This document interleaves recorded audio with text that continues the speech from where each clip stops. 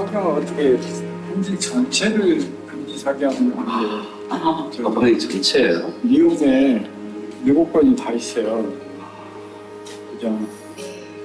금리. 네. 금리 사기. 그리고 변상도가 너무 잘 그려졌어요.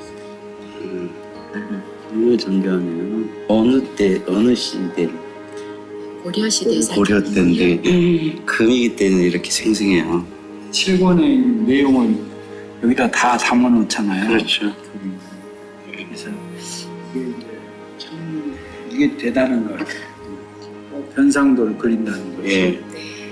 그림으로 표현해서 그걸 다 이야기를 할 수 있잖아요. 나중에 이제 이런 것들을 내용을 디지털로 네. 다시 그 스토리텔링을 해가지고 이 내용하고 이런 것들을 현대인들이 쉽게 알 수 있도록 디지털 영상 그러니까 디지털 아트 형식으로 입체화하면 이게 이제 21세기 디지털 문명 시대에 새롭게 선양하는 특히 10대, 20대들은 이제 그 문화에 매우 익숙하거든요.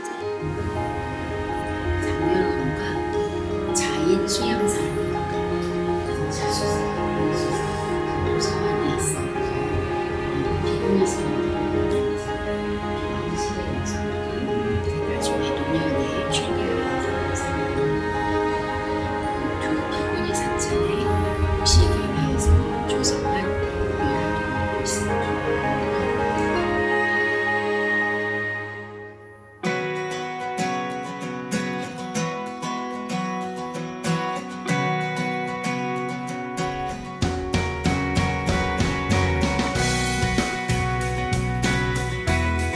네, 안녕하십니까.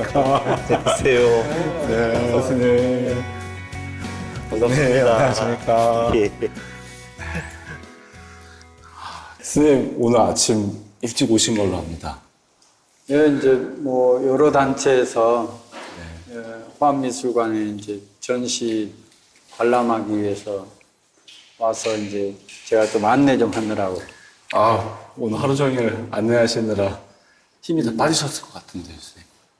여기는 이제 부처님 불화 전시가 또 돼 있고 특히나 고려시대 때 관세음보살이라든지 아미타 부처님이라든지 고려불화들이 많이 와 있고 그래서 마치 법당에 들어온 것 같아요. 그래서 하나도 필요하지 않고 그 성보를 대하는 느낌이 들었어요. 역시 스님 편안해 보이십니다. 스님은 언제 오셨습니까? 네, 저는 이제 지금까지 전시회를 못 보고 있다가 이렇게 좋은 기회를 주셔가지고 이렇게 아주 역사적인 전시를 오늘 이렇게 보게 됐네요. 너무 고마워요. 감사합니다. 선배님, 예. 반갑습니다. 고맙습니다. 잘 부탁드립니다, 오늘. 예. 네, 그리고 오늘 히로인. 이 전시를 5년 전부터 기획하시고 지금 이제 3일 남았는데 소개해드리겠습니다. 이승혜 큐레이터님이십니다. 반갑습니다. 반갑습니다. 네, 박수. 감사합니다. 와, 오늘 보니까 관람객들 정말 많이 오시고 하루 종일 하셨는데 이제 다 끝나가네요. 네. 이제 좀 시원섭섭하세요? 아주 오묘한 마음이 들고요. 근데 제가 전생에 복을 많이 지었던 것 같습니다. 이렇게 귀중한 성보들을 한 자리에 모을 수 있었다는 것 자체가 부처님 가피가 아니면은 가능하지 않았을 것 같습니다. 그래서 오히려 마음이 굉장히 충만합니다. 이번 전시의 제목이 진흙에 물들지 않는 연꽃이라는 제목으로 비유해서 전시회를 여셨는데 어떻게 여성을 주제로 이런 기획을 하셨는지 궁금합니다. 네. 우리 불교가 2600년 전에 이 역사가 있고 또 불교 미술도 그만큼 긴 역사가 있는데요. 또 불교 미술 성보라고 저희가 이제 마땅히 칭해야 될 텐데 이렇게 돌아보는 전시회에서 여성이라는 관점에서 또 누구보다도 열렬하게 불교를 믿고 그 안에서 수행을 하고 자기를 찾았던 여성들을 돌아보는 전시회가 없었더라고요. 그래서 저도 한 사람의 여성으로서 또 불교 신앙을 믿는 사람으로서 이런 전시를 꼭 해야겠다 하고 이렇게 번개같이 없는 날 이 주제가 저한테 왔습니다.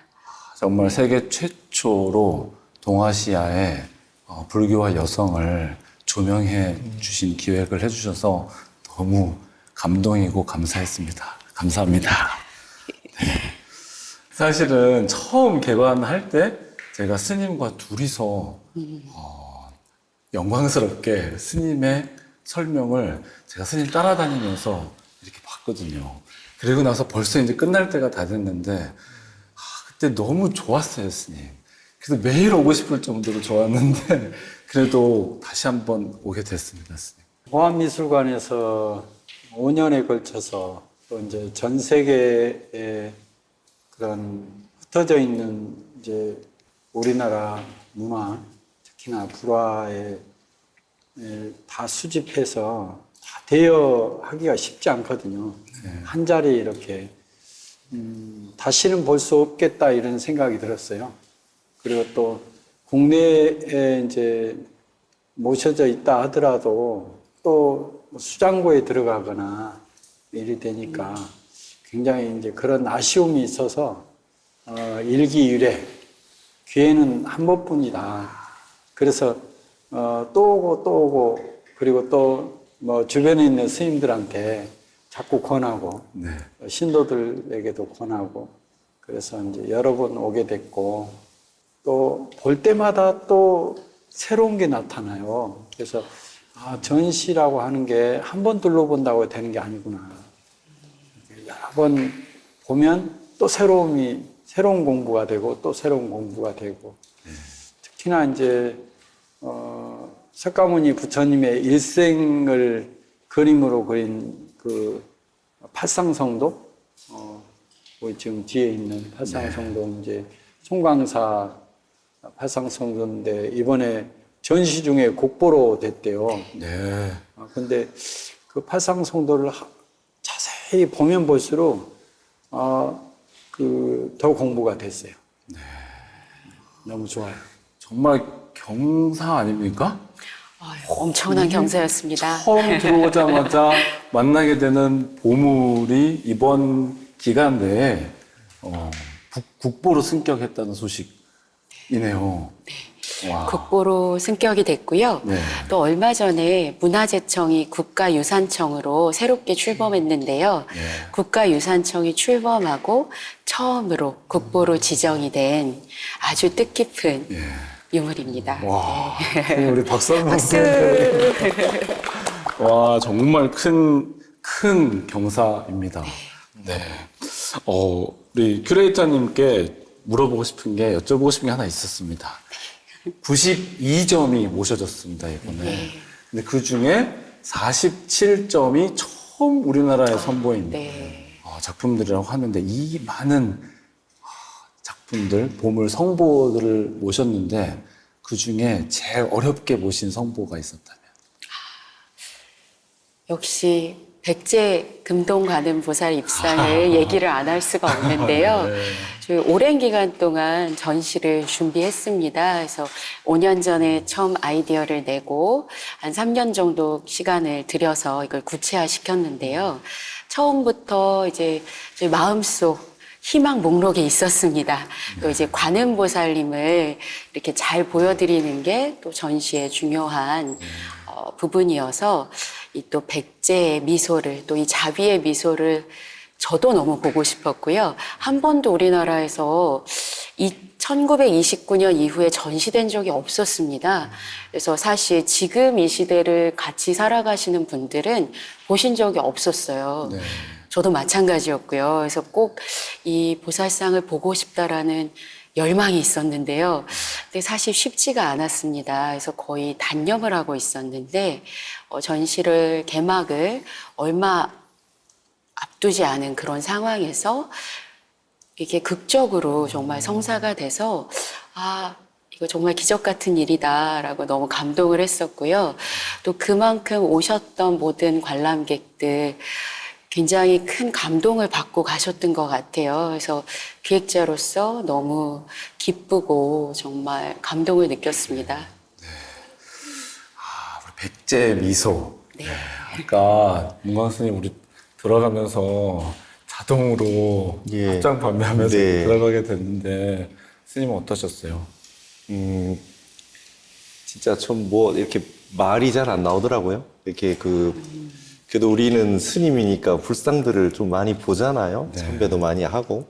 근데 오늘 백제 관음보살 입상을 이렇게 딱 보니까 수없이 많은 보살상, 불상 중에서도 뭐 레전드 같아요.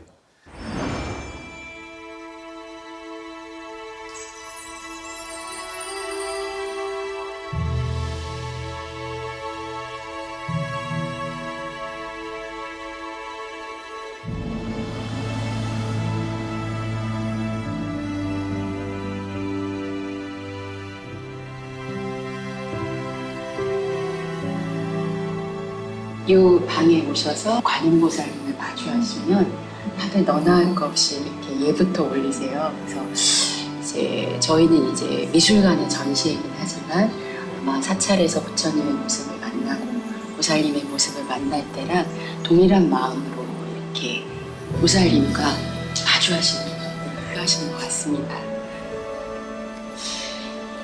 옆에 서서 이렇게 미소를 따라하는 하게 만드네요. 저절로. 미소도 이렇게 따라서 지어보시고 요 이렇게 보시는 손 모양도 한 번씩 다 따라해 보시고 다들 또 이렇게 한 바퀴씩 보시면서 앞에서도 보시고 옆에서도 보시고 또 뒷모습도 찬찬히 보시고 백제인들은 이 금동이나 이런 세공이 기술이 엄청났던 것 같아요. 네. 그 당시 이렇게 저렇게 자유자재로 이렇게 만들 수 있을까요? 어느 곳에서? 특별한 표현을 보실 수 있는데요. 보살님이 보시고 계신 속옷의 끝단이 이제 거기에 넝쿨 무늬가 아주 섬세하게 지금 새겨져 있는데요. 백제 금동 대향문 중간 부분 이음새에 거의 유사한 무늬로 또 장식이 되어 있습니다. 그래서 같은 시기에 또 아마도 백제 왕실의 장인이 만들지 않았을까 이렇게 함께해서 생각하고 있습니다. 네. 1400년 전에 백제 장인이 이렇게 빚어낸 모습도 너무 아름답지만 저희가 거기 따라갈 수는 없지만 그림자도 또 너무 아름다워요, 스님. 보살님 머리 부분이 이렇게 바닥에 그림자가 비치는데요. 그러네요. 의도하신 의도했다기보다는 너무 아름답고 자연스럽게 이렇게 모습을 나타내신 것처럼 정말 네. 주신 것 같습니다.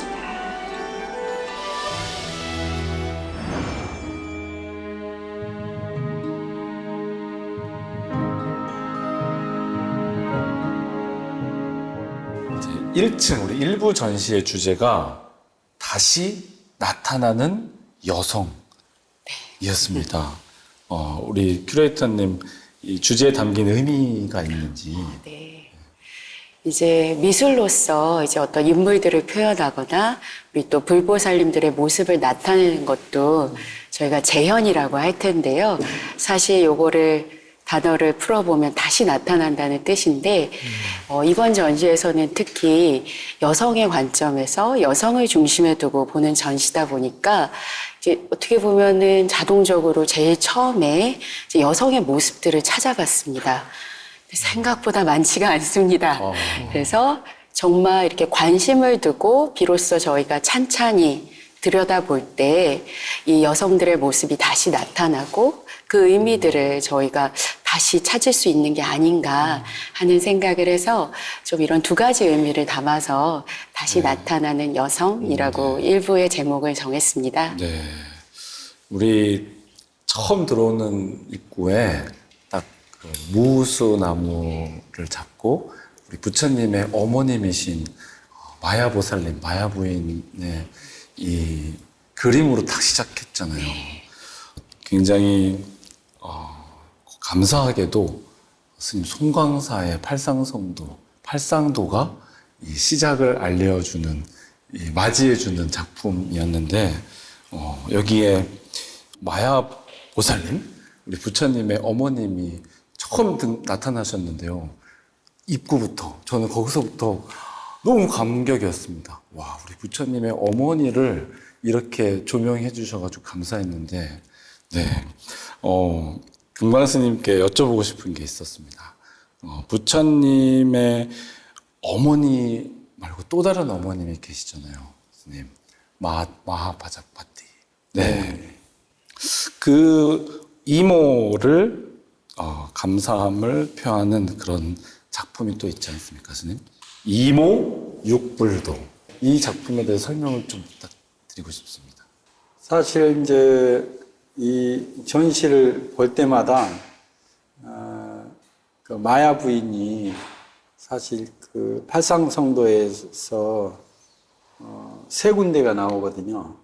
도솔천에 계시던 호명보살이 이제 마야 부인 태중에 들어오는 그 장면, 무수 아래에서 이제 마야 부인이 시달타 태자가 탄생하는 장면, 그리고 또 열반도에 보면 그 마지막에 부처님이 열반하시는데 마야 부인은 이미 이제 시달타 태자가 탄생하고 난 뒤에 일주일 만에 이제 세상을 떠나서 도리천으로 가시잖아요. 그러고 난 뒤에 이제 그 열반도에 그 마야 부인이 나타나요. 그래서 어머니의 그런 마음이라고 하는 것이 참 그 부처님의 어머니도 하지만 그래도 그 열반할 때까지 그 어머니가 나타나는구나. 그래서 그 어머니의 마음은 항상 같구나. 또 시대를 넘어서는구나. 뭐 이런 생각도 들었고요. 일주일 만에 시달타 태자의 어머니 마야 부인이 떠나고 난 뒤에 양육을 가장 오랫동안 하시잖아요. 마파자파티 이모님께서 양어머니가 돼서. 그래서 그 기르는 모습, 또 이제 그 기르는 모습에 깜짝 놀랐어요. 원나라 불화죠? 네, 그렇습니다. 네, 원나라 불화인데 그 사실 이제 그런 불화는 처음 봤거든요. 마파자파티는 어렵게 해서 첫 출가를 해서 첫 비구니가 되잖아요. 네. 그 장면만 부각이 되어졌지 부처님을 양육하는 장면은 없단 말이죠. 그래서 그 장면만으로도 아주 충분하다. 네. 이 여성을 주제로 하는데 그 어머니를 대신한 그 이모님의 양어머니의 그 양육 장면. 아주 그걸 어떻게 찾아냈는지 그게 아주 궁금할 정도로 아주 좋았습니다. 어떻게 찾아내셨습니까? 열심히 찾아봤습니다. 네, 스님. 마하바자파티 부처님의 이모이시자 아마 우리 인류 문명의 역사에서 최초의 여성 출가자 맞지요, 스님? 예. 당시 인도에서는 정말 지금도 그럴 텐데 정말 혁명 같은 일이었던 것 같아요, 스님. 스님이 보시기에 이 여성 출가자를 허락한 우리 불교 2600년 전인데요, 스님. 어떻게 바라볼 수 있을까요, 우리가? 그렇죠. 지금 뭐 다른 이웃 종교들 있지만 비구니 스님들이 주지를 하시고 절에서 예불을 다 집행하시고 다 집전하시고 다 선언해서 정진하시고 비구 스님과 똑같이 하실 수 있는 그런 이 부처님께서 제도를 마련해 주셨잖아요. 네.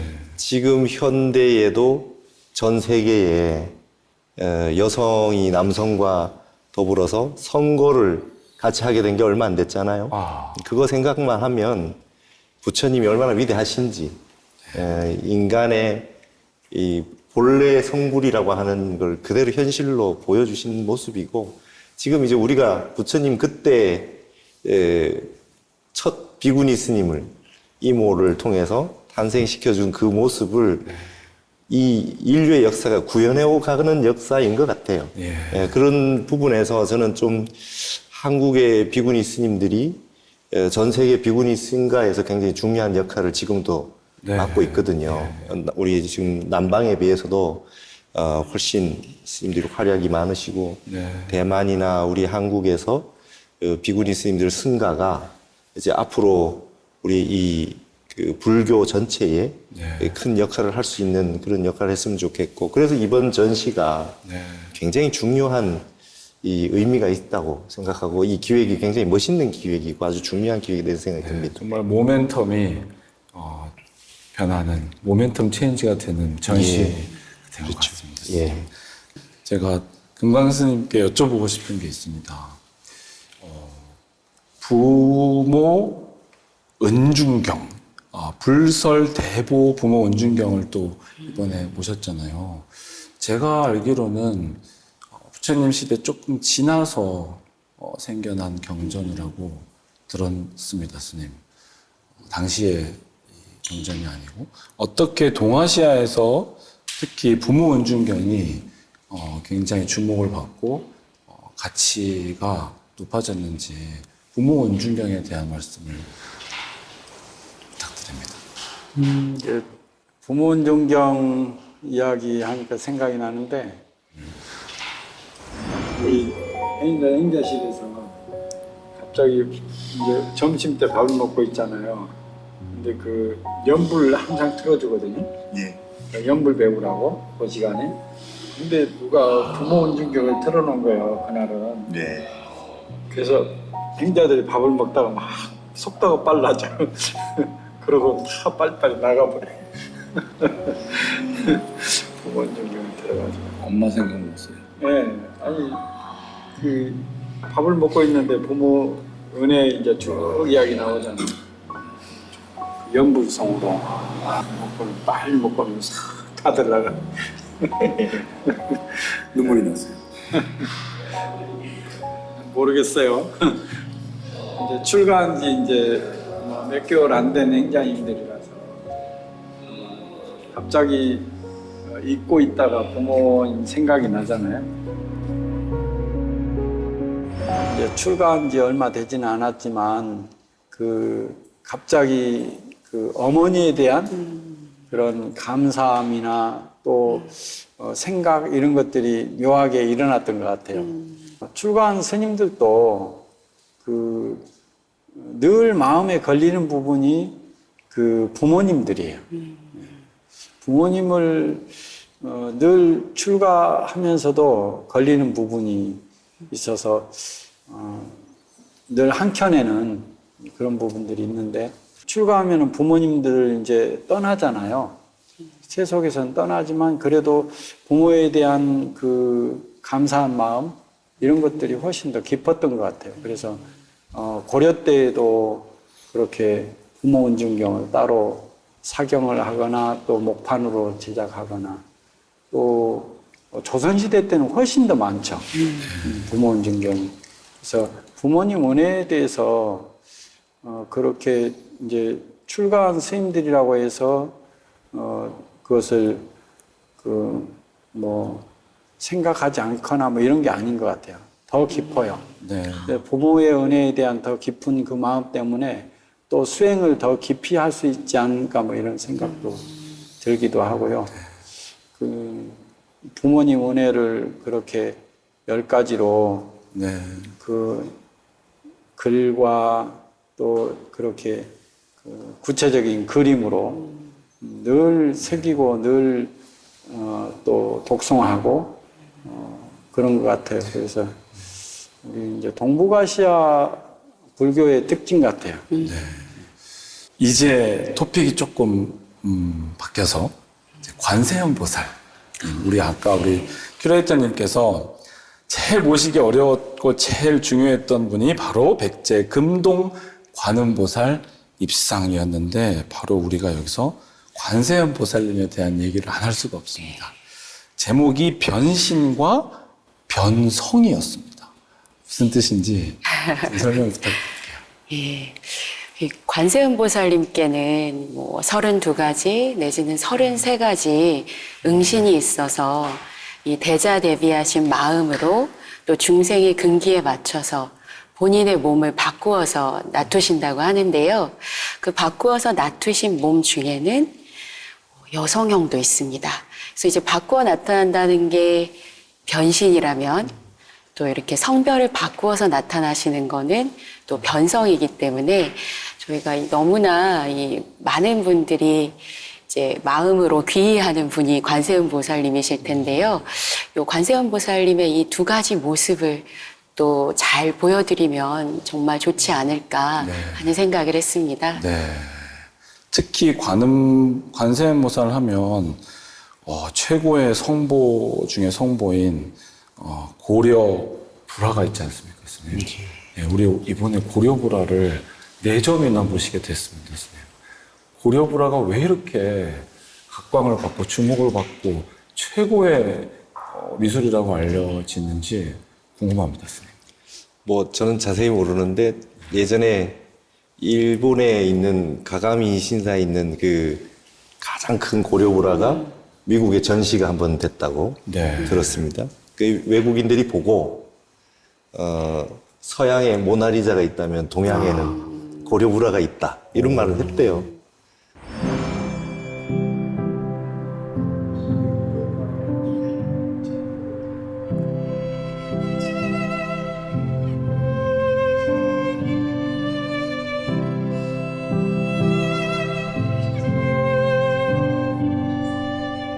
메트로폴리탄에서 왔네요.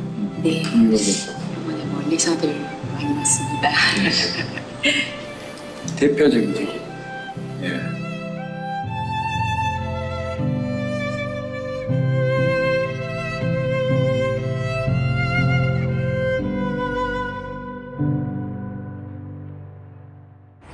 그러니까 우리나라에 제가 예전에 조사를 해보니까 고려불화가 우리나라에 별로 없었다고 들었어요. 그래서 우리 그게 고려불화인지도 몰랐다는 거예요. 근데 이제 그거를 일본에서 많이 소장을 하고 있고, 그래서 외국에 있는 것도 우리가 이제 조금씩 우리가 확보를 하면서 이제 고려불화가 전 세계의 불화의 최고봉이라고 이야기가 돼 있는데 이제 그런 걸 보면 그랬던 것 같아요. 일본은 한류 아니었던 적이 없었던 것 같아요. 지금까지. 항상 한류였어요. 항상 한류였네. 잠시, 우리 근대에 잠깐, 우리가 일본에 코끼리 밥통 사러 갈 때, 그때 빼고는, 항상 한류가 일본에 있었다. 그리고 그 고려불화 같은 경우는 뭐 누구나 봐도 그냥 느낄 수 있지 않습니까? 전문적인 지식이 없더라도 어떤 이렇게 작품을 만들 수 있었을까. 그런 게 이제 느껴지고, 그 다음에 그 작품이 그냥 그림을 잘 그리는 게 아니라 고려시대의 이 불교나 신심이나 불심이 전 세계에서 최고로 좋았다. 이런 또 증명이 되지 않겠나.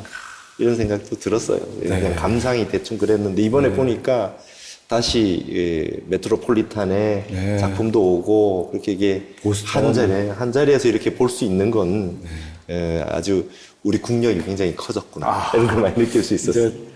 우리나라를 떠나셨다가 지금 잠깐 다시 오셨는데 이제 스님 내일 모레는 빠이빠이 해야 되니까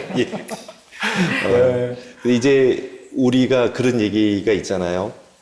이제는 무력의 시대가 아니라 물력의 시대다. 문화의 시대고 우리의 작품이 전 세계에 또 있으니까 우리의 문화 영토가 넓어지는 거다. 이렇게 말씀하시는 분도 많이 계시니까 우리의 작품을 전 세계인들이 보면서 한국을 또 그 작품을 통해서 와보고 싶은 분들이 많이 생기겠죠. 그것도 또 하나의 한류에 큰 영향을 주지 않겠나. 그게 이제 우리 불교 미술, 불교 문화가 아주 그 정점이 있지 않나 이런 생각합니다. 지금 전 세계에 우리 한류 문화가 퍼지고 있고 10대, 20대들이 막 각광을 하고 있는데 음악, 드라마, 영화 이런 것들이 겉문화라고 할 수 있는데 사실 속살은 우리 그렇죠. 네. 처음은 사람들이 이제 빨리 접할 수 있는 문화들, 음악, 영화, 드라마 이런 게 중요하죠.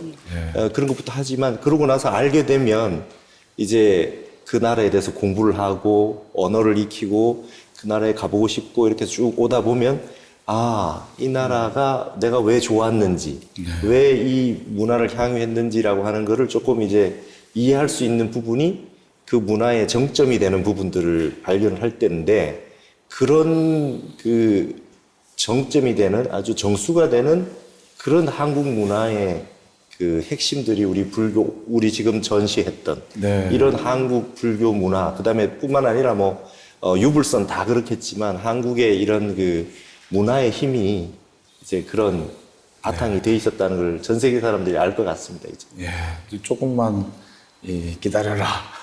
우리 진짜 문화의 진수를 보여주라. 예, 선생님 감사합니다. 이 관세음보살님을 조명하시면서 지금은 성변성이라는 말씀을 주셨습니다. 관세음보살하면 우리는 여성이라고 느끼는 분들이 굉장히 많으시고 근데 사실은 또 옛날 관세음보살님 보면 수염까지 이렇게 쫙 나 계시고 가슴 딱 넓고 다리 쫙 이렇게 멋있으시거든요. 남성이냐 여성이냐 이거에 관련해서 스님께 여쭤볼 수가 없습니다. 특히 유마불이도라는 유마거사와 문수보살의 이 벽돌 만남이 굉장히 이렇게 그림으로 잘 표현된 작품 우리가 봤는데요. 유마불이도에 나오는 그 성에 대한 남성성과 여성성에 대한 이 가르침이 속에 내포되어 있다고 들었습니다. 인상이 좋아할 법한 그림이 여기 있습니다. 유마불이도. 유마불이도가 이렇게 있어요. 네. 예, 오른쪽으로 오셔서 오른쪽부터 보시면 이야기가 이렇게 펼쳐집니다. 그리고 그림도 정말 섬세하네요. 고려 때.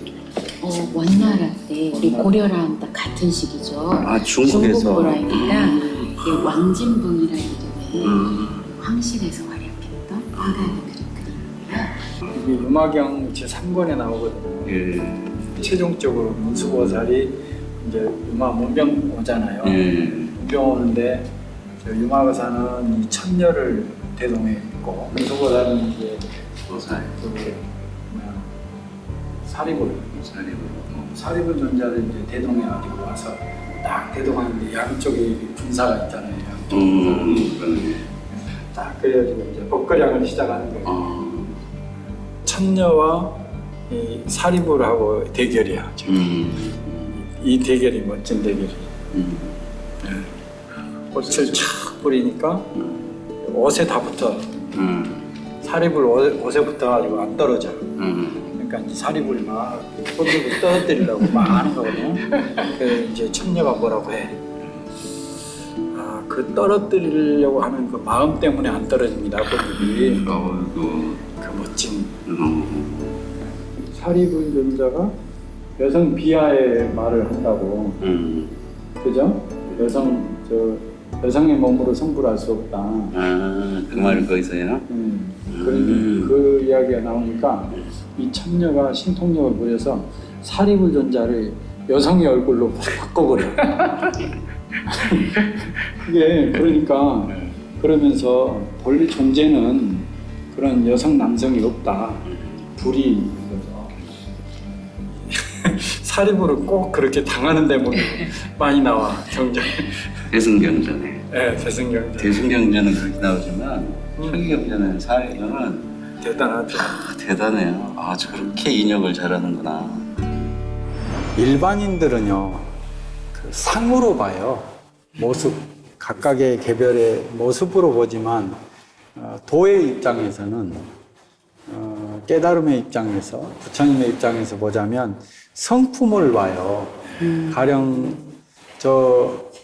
부산 해운대에 모래로 뭐 관세음보살을 조성하고 무슨 이순신 장군을 조성하고 세종대왕을 조성하고 하면 사람들이 지나갈 때 저기 세종대왕이네, 뭐 관세음보살이네, 뭐 이렇게 상으로 보잖아요. 근데 사실 그 성질은 모래잖아요. 네. 그러니까 이 상으로 보느냐, 이 성질로 보느냐 차이죠. 그래서 성질로 보면은 둘입니다. 예. 둘이 아니다. 예. 남성과 여성 그런 건 존재하지 않고요. 이제 상으로 보니까 그런 거고, 관세음보살은 사실 이제 그렇게 표현한 게 자비를 어떻게 표현할까 해서 그 관세음보살의 현재의 모습이지 않을까 저는 그렇게 생각을 합니다.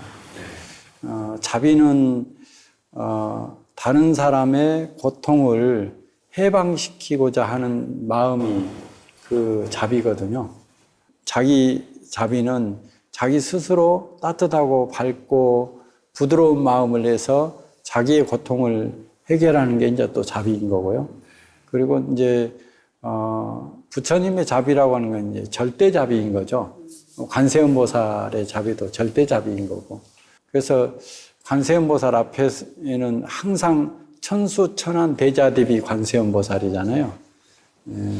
우리는 두 개의 손만 가지고도 정말 많은 일을 했잖아요. 1000개의 손이 모이면 얼마나 많은 일을 하겠어요.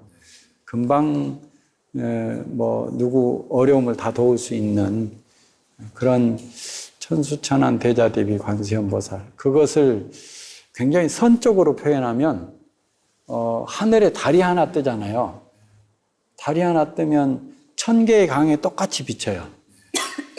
그러니까 관세음보살의 자비는 편협한 자비가 아니에요.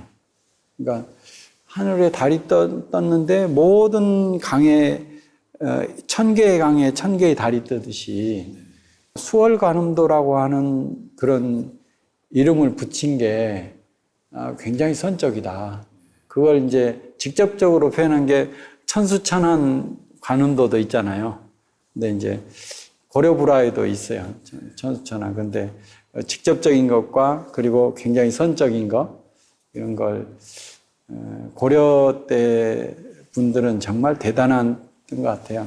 문광 스님 말씀처럼 그 시대에는 정말 세계에서 가장 아름다운 그런 솜씨와 마음을 간직한 시대 사람들이 고려시대 사람들 아닌가 이런 생각이 늘 들어요. 고려불화를 보면. 그 스님 말씀은 우리가 불상, 관세음보살님 상이든 불상을 볼 때 상으로 보지 말고 그 성품, 마음, 이 관세음보살님, 부처님의 마음 성품을 봐야 되는데 관세음보살은 자비심이니까 남성과 여성성이 둘이 아니다. 남성도 자비심이 있고 여성도 자비심이 있는데 그렇게 성품을 보아야 한다는 가르침이시죠, 스님. 네, 감사합니다. 와, 벌써 이 1부 토크 시간이 마무리됐습니다, 스님. 제가 앞에 틀리지 않을 겁니다, 스님. 파이팅 하겠다, 파이팅. 스님, 어떠세요? 직접 해보시니까. 네? 지금 녹화 중입니다. 이것도 녹화 중입니다. 어떠세요? 너무 재밌고 좋은데요. 더 텐션 올리겠습니다. 왜냐면 오늘 너무 큰 스님이랑 같이 하니까 제가 좀 줄어드는 게 있는데 스님도 지금 투수 보신다는 생각. 텐션 올리겠습니다. 2부에는 제대로 좀. 네, 제대로 하겠습니다.